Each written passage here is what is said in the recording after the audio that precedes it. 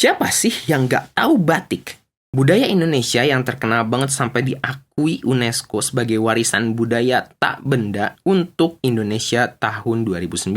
Kita sebagai warga Indonesia tahu betul kalau batik itu asalnya dari negara kita. Tapi gimana sih sejarahnya? Udah fix dari Indonesia, bre. Tapi kenapa ya negara sebelah ngeklaim itu sebagai punya mereka? Batik itu asal katanya dari bahasa Jawa, ambate, yang artinya kurang lebih kain bergambar titik-titik kecil. Lalu maknanya dipersempit lagi sebagai teknik menghias kain memakai lilin. Sebenarnya teknik rintang lilin ini udah ada sejak 1500 tahun yang lalu di wilayah Mesir dan Asia. Tapi belum disebut batik dan gak punya motif dan budaya kayak di Jawa. Makanya peneliti menyimpulkan kalau istilah dan sistem batik yang sekarang dikenal di dunia itu asal-muasalnya dari Jawa di Indonesia. Walaupun tekniknya sendiri punya sejarah yang lebih luas. Tekniknya mungkin luas, tapi motif dan budayanya udah mengakar banget di Indonesia.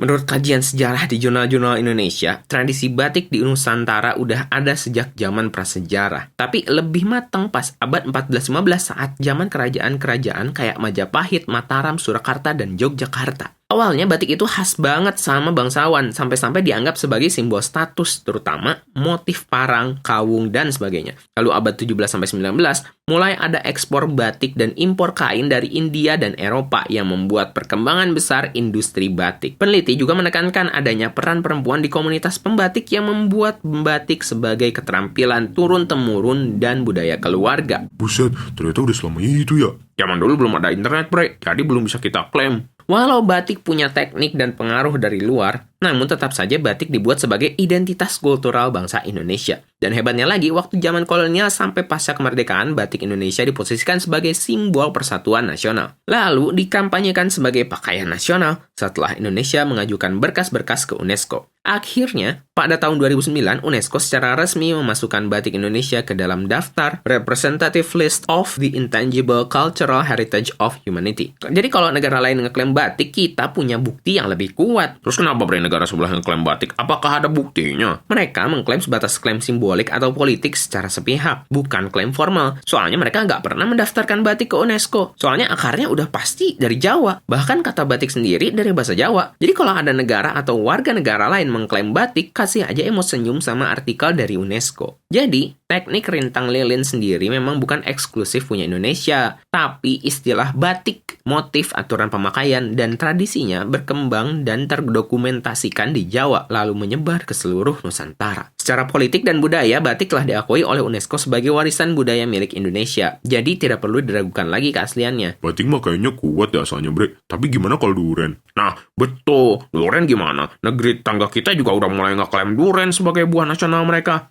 Kalau kalian tertarik gak sama perdebatan asal-usul duren? Coba tulis juga di kolom komentar pendapat kalian tentang perdebatan ini.